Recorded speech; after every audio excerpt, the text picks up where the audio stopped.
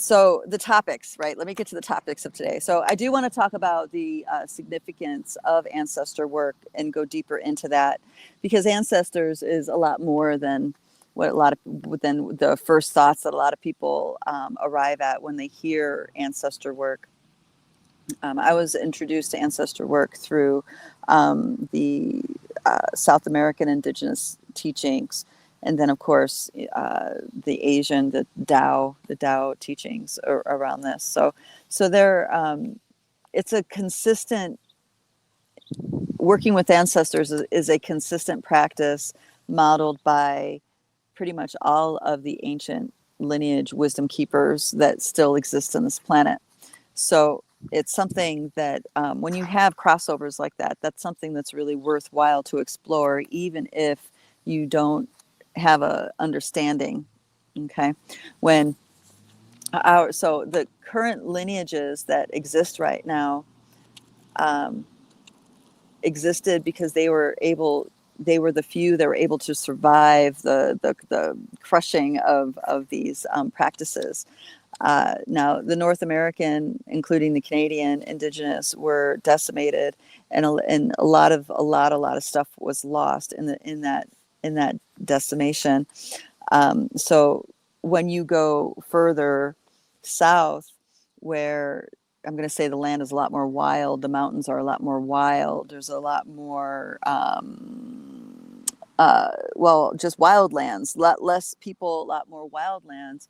What happened was that most of the colonizing stayed within the metropolitan, in the city areas. And as soon as you went into the rural, the indigenous were still the dominant culture, the dominant people. They were still the ones in charge, so to speak, to a certain extent. So there were a lot of lineages that were able to maintain these mystery teachings. And these mystery teachings, I've in dream space, I've been worked with, and then I would meet them later. But also what the idea that I started coming as the decades moved on was that I was being brought these teachings. I was brought to the core, the essence of them, for a reason. And it wasn't to mimic that. It wasn't to model that.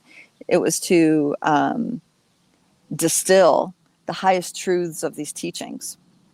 And this is why the concept of integration is so significant to my empowerment, but also, with the Lightbody work. And this is where the ancestor stuff comes in, because when we're working with the ancestors, the integration can be much more graceful and quickened, and there's a lot of gifts that can be had when we step into the realm beyond linear time and space. When we start going into the frequencies that is beyond time, hence the ancestors, then you're starting to peel away the limitations, the programming, and all this stuff that keeps us dominantly paying attention to our linear existence. When I say linear existence, I'm talking about your life. You wake up, maybe you have an alarm clock, and then you eat, and then you get the kids ready for school, and then you go to work, and then you know what I mean. This cycle that's dictated to us by linear time. The whole Western model is based on a linear concept, and these mystery school teachings did not work in a linear way. They worked with the mystery. They worked with the mystical, and wove that into daily life. And what does it look like to weave mystical practices into your daily life, right? Well, one is allow yourself to experience reality without the linear concept. And this would be things like dancing, having a fun time, prioritizing connection, acknowledgement, prioritizing the way you show up in your world with a dream of unfoldment, an intent, right? If you're just, in Western world, a lot of people are just kind of like ping-ponging to, you know, one fire to the next that they have to put out, or now I got to go do this, now I got to go do that, now I got to, you know what I mean? And there's all of that life force energy gets harnessed into this particular road. And the mystery and the magic starts to fade. And the concept that mystery and magic even exists turns into someone who's living in a fairy tale. Okay. Now, if you flip that on its head and you see people who do live outside of linear time, they do live with mystery and magic in their life, it does look like they're living a fairy tale. It sounds like it too. But what gets lost in the critical assessment of that, of that type of human, is that, you know, they're free. This person, they're you know what I mean? They're actually operating on a completely different set of rules, and it works. It works in this reality when it shouldn't.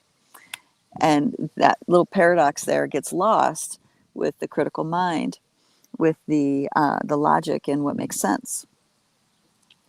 So when you're able to have both, that's considered a balanced life. And when you stay in the linear, you're maintaining the structures your ancestors gave you. You're maintaining the structures and passing it on to the next generation. Now, I don't know about you, but I know I can flag some very significant dysfunctional features in my lineage. And I can even trace that back even beyond the human lineage, the dysfunctional features. So, you know, the more alchemy we bring into the patterns that we inherited from our ancestors, the more we become free in the here and now, the more our ancestors become free, and they have even more strong, I'm going to say stronger energy and influence, you know, as beings looking out for you, right? And then your children and grandchildren, great grandchildren are that much more free. When we continue in the patterns that we recognize and do nothing about them, then we're putting our life force energy into reinforcing them. Now, all of us here are way showers. All of us here are visionaries in one capacity or another. So you can imagine how living that way does not work with your value, with your personal values. Our personal values are to usher in change, to dream a new world into being, to bring in another way of living, this kind of thing. And there's no way to do that if we're maintaining ancestral patterns. And I mentioned earlier, these ancestral patterns go beyond even just the human idea of lineage. So yes, we have our parents and grandparents, great-grandparents. We do. We have all these patterns and love that we've inherited from them. And as we start addressing, working with these beloveds outside of the linear time and space, we start training our system to remember how to operate in the abstract, out beyond time and space. We're made for this. We're made for this realm. This biosuit is made for this realm. This realm doesn't exist without the biosuit to be imbued with consciousness. And this is a difficult concept. But once we open up and expand beyond what we've been taught, we start to have this understanding that this whole unfoldment is happening for me to have these experiences.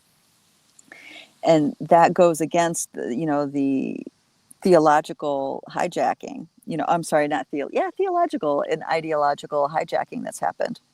So that's another kind of ancestry that we need to look at. So there's the ancestry that is the physical lineage, but then there's also the ancestry of the soul's journey and the different groups, systems that our souls have resonated with until we arrived into incarnating in this realm. The inside and the outside are the same. So a major unlocking that needs to happen with this expansion of consciousness is understanding that inner circle magic is what changes this reality. And this is a realm of knowledge that can be known but not told. So I can say that all day to you, but it's not actually going to land to be integrated as a reality until you actually have a tangible experience of it happening. You see what I mean? And working with an ancestor, working with healing ancestor stuff is a very, very direct way to get that tangible experience.